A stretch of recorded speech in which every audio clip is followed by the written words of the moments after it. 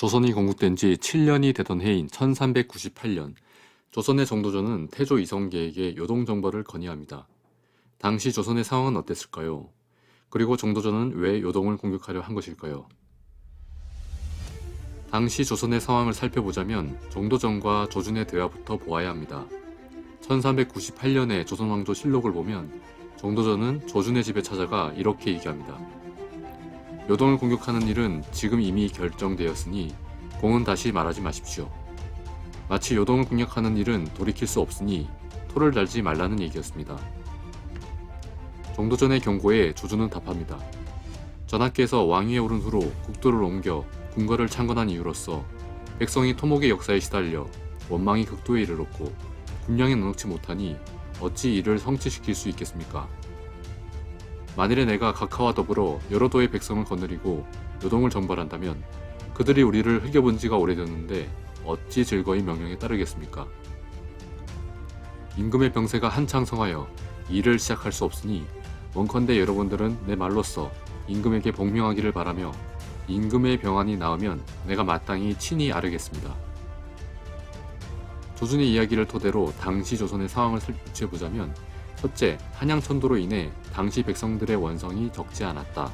둘째, 태조 이성계의 몸이 성치 않아 군사를 일으키기에 적절치 않았다 정도입니다. 그렇다면 당시 조선의 군사력은 어느 정도였을까요? 태조 5년의 기록을 보면 각 도의 절제사들이 보유하고 있는 병력을 보고합니다. 이 기록에 의하면 8도의 정규군은 기병과 보병 등을 합쳐 약 20만 정도였다고 볼 수 있습니다. 이 숫자는 당시 왕자들이나 군벌들이 지닌 사병들을 뺀 숫자들일 것이기 때문에 실질적인 병력보다는 적다고 할 수 있습니다. 그렇다 해도 명나라와의 전면전을 벌일 만큼 엄청난 숫자는 아닐 것인데요. 정도전은 왜 요동정벌을 감행하려 한 것일까요? 첫째는 자신의 생명이 달린 문제였기 때문입니다. 즉, 표전문 사건 이후 정도전은 궁지에 몰리게 되었기 때문인데요. 요동을 치지 않으면 자신의 목숨이 끊길 위기에 놓였던 것입니다. 명나라와 대립각을 세우기 전 정도전의 입지는 실로 대단했습니다. 문화시랑 찬성사, 판이응 상군부사, 동판도평 의사사사 등 요직을 모두 차지하였습니다. 여기서 문화시란 찬성사라는 직책은 나라의 모든 일을 조정하는 핵심 직책 중 하나였고요. 판이응 상군부사는 중앙군을 지휘 감독하는 의흥 상군부의 수장이었습니다. 오늘날로 치면 국방부 장관이나 합참의장 정도를 하겠습니다. 또 판호조사의 경우 호조를 이끄는 직책으로 나라의 재정, 그러니까 돈을 관리하는 핵심 요직이었습니다. 또한 조선건국 과정에서 보여준 탁월한 능력으로 태조의 신임을 절대적으로 받고 있었고 남원과 심효생 등 그를 따르는 정치 세력도 탄탄했습니다. 그러나 이는 어디까지나 조선 안에서의 파워였지 당시 아시아 세계관 최강자 주원장의 등판은 정도전 세력에게 큰 위협이 되었습니다.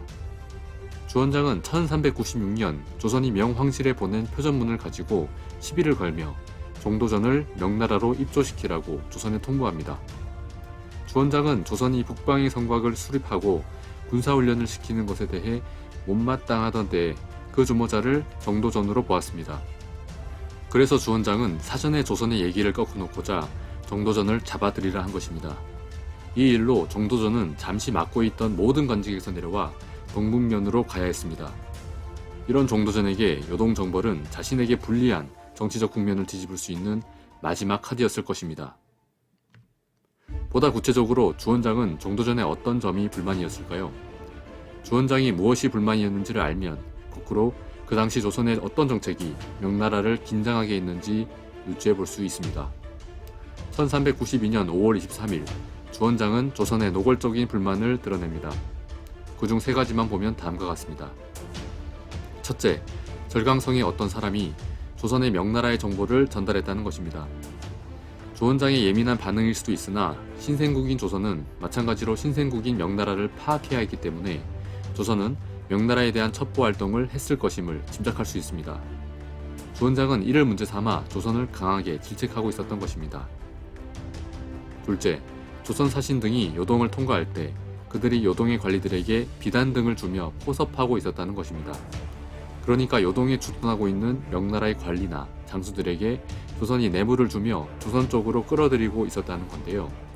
조선 사신들의 호의일 수도 있는 것에 대해 주원장이 이토록 예민한 것은 그만큼 주원장이 조선과 요동에 대해 크게 신경 쓰고 있었다는 방증이 됩니다. 셋째로는 조선이 여진족을 꿰어 압록강을 건너 조선으로 복속시켰다는 것입니다. 여기서는 압록강 이북의 여진족을 조선이 복속시키는 것에 대해 강한 거부감을 표시하고 있습니다. 이것은 꽤 중요한 문제입니다. 왜냐하면 500명이나 되는 여진족을 복속시키는 것은 조선 정부의 강력한 의지가 없이는 불가능하기 때문입니다. 이는 당시 조선 집권 세력의 북방 정책의 일원으로 볼 수 있을 것입니다. 정리해보면 주원장은 조선의 대중국 첩보활동, 요동관리 포섭, 압록강 이북 여진족 복속을 강하게 규탄하고 있는 것입니다. 다시 말씀드리지만 태조 2년, 그러니까 1392년의 일이었습니다. 조선의 요동정물론이 거세지던 1398년보다 6년이나 전의 일인 것입니다. 바꿔 말하면 조선은 개국 초기부터 중국에 대한 첩보활동을 벌여왔고 요동관리들을 포섭해왔으며 압록강 이북의 여진족을 복속시켜왔다는 것입니다. 만약 이게 주원장의 착각이었다고 해도 이미 조선은 주원장의 심기를 불편하게 만들 정도로 신경 쓰이는 나라였고요. 여진족 복속의 경우 태조가 다시 복속한 여진족을 돌려보내는 것을 볼 때 실제 있었던 일임을 알 수 있습니다. 그렇다면 당시 태조와 정도전이 이끌던 조선은 무엇을 준비하고 있었던 것일까요? 당시 만주 지역에는 건주여진, 해서여진, 야인여진이라 불리는 여진족들이 있었는데요. 각 이름은 해당 지역의 지명을 따 만들어진 이름으로 이들 여진족은 아직 국가를 형성하지 않은 채 부족 단위로 흩어져 생활하고 있었습니다. 만약 조선이 여진 복속을 통해 요동을 흡수하려 했다면 타겟은 이 건주여진이었을 것입니다. 이미 학계에서도 건주여진을 주목하고 있습니다. 당시 명나라는 요동도지휘사라는 형식적인 통치기구만 심어놨지 그곳의 병력과 보급물자를 자체 조달하는 데에 필요한 최소 인구를 확보하지 못했습니다. 일단 도시에 자국민이 있어야 군사를 징발하고 또 농사를 지어야 군수물자를 조달할 것 아닙니까? 그런데 당시 요동의 실질적 주인은 여진족이었기 때문에 명나라의 영역이 제대로 먹히던 때가 아니었습니다. 원래도 산과 암석으로 이루어져 풍족한 지역도 아니었고요. 그래서 명과 조선은 해당 지역의 실질적 지배력을 누가 선점하느냐에 따라 요동의 주인이 바뀔 것이라는 것을 알고 있었던 것 같습니다. 왜냐하면 첫째, 방금까지 봤다시피 명나라 주원장은 조선의 여진족 복속 정책을 강도 높게 비난하며 조선을 견제하고 있었고, 둘째, 실제로 조선이 여진족을 복속시키려 했다는 기록은 조선실록에서도 쉽게 찾아볼 수 있기 때문입니다. 태조 4년의 기록을 보면 조선은 개국 직후부터 여진족을 복속시켜왔다는 기록이 있습니다. 벼슬을 주고 혼인도 시키고 글도 가르쳤습니다. 태조가 동국면에 가면 야인들이 앞다투어 인사를 올리는 기록도 있습니다. 특히 인상 깊은 것이 3번인데요. 여진족들이 마치 신처럼 이성계를 떠받드는 것을 볼 수 있습니다. 그도 그럴 것이 이성계를 따라 전장을 누비던 여진족에게 이성계는 항상 전쟁에서 승리하며 전장을 휘젓고 다니는 전쟁의 신으로 보였을 것입니다. 그리고 정사를 보면 이성계는 다른 고려 장수와 다르게 여진족들을 항상 존중하고 절대 무시하는 일이 없었다고 합니다. 이렇게 통솔력과 품성을 모두 갖춘 이성계를 여진족은 따르지 않을 수가 없었을 것입니다. 정도전은 이러한 이성계의 면모로부터 조선의 가능성을 본 게 아닐까 싶습니다. 그래서 정도전은 여진을 복속시킨 다음 서서히 요동에 대한 지배력을 확보한다면 여진족의 힘을 빌려 요동을 지킬 수 있을 뿐만 아니라 한반도에서의 주민 이주 없이 자체적으로 인구를 늘려 요동의 경영까지도 가능하리라 본 것 같습니다. 마치 두만강 이남의 땅을 여진 복속을 통해 자연 합병한 것처럼 말입니다. 또한 역사적으로 중국이 분열되어 있을 때 고구려는 강성해졌습니다. 정도전은 만약 주원장이 사망하게 되면 전국이 흩어져 있는 본왕들끼리의 내전이 발생할 것을 예상하고 있었던 것 같습니다. 그래서 과거 고구려가 말갈족을 동원했듯 만약 조선이 여진족을 끌어들여 요동을 복속시킨다면 북으로 요동과 만주를 취하고 아래로 옛 사만 땅까지 아우르는 동방의 강국을 건설할 수 있겠다, 이렇게 생각한 건 아닐까요? 물론 우리가 정도전의 마음속까지 들여다볼 수는 없겠으나 단순히 자신의 정치적 입지를 견고히 하기 위해 벌인 사업이라기엔 주원장의 견제, 여진복속 정책들이 너무도 일찍부터 시작된 부분이 있습니다. 어찌되었건 표전문 사건 전후로 동북아의 긴장 관계는 극에 달합니다.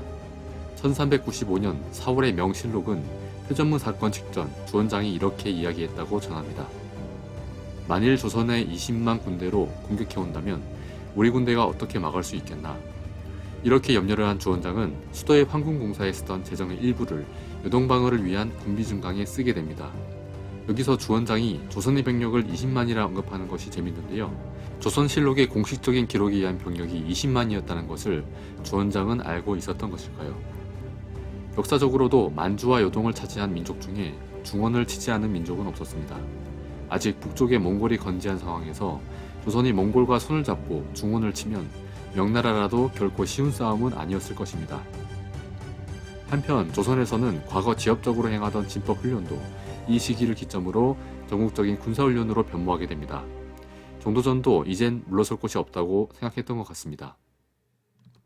표전무 사건 이전에는 단순히 무략이 있는 사람을 뽑아 진도를 가르친다거나 정도전이 직접 군사를 집합시켜 진도를 훈련시켰습니다. 진도는 정도전이 직접 저술한 병법서입니다. 훈련 장소도 수미포나 양주 목장처럼 특정 장소에서 일부의 군사를 이끌고 했다는 것을 알 수 있습니다. 이는 마치 정도전이 진도를 직접 적용해보며 그 병법서로서의 효용을 테스트한다는 느낌을 볼 수 있습니다. 그러나 표전무 사건 이후에는 전라도와 경상도 등 도 단위의 대규모 훈련을 점검하기 시작합니다.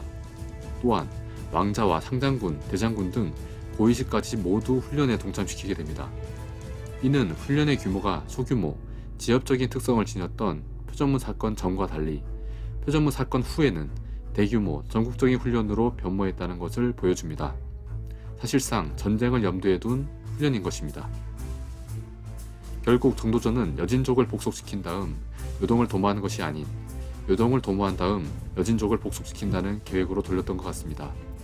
그게 아니면 정도전으로 하여금 요동 정보를 서두르게 한 무언가가 생겼다는 것이겠지요.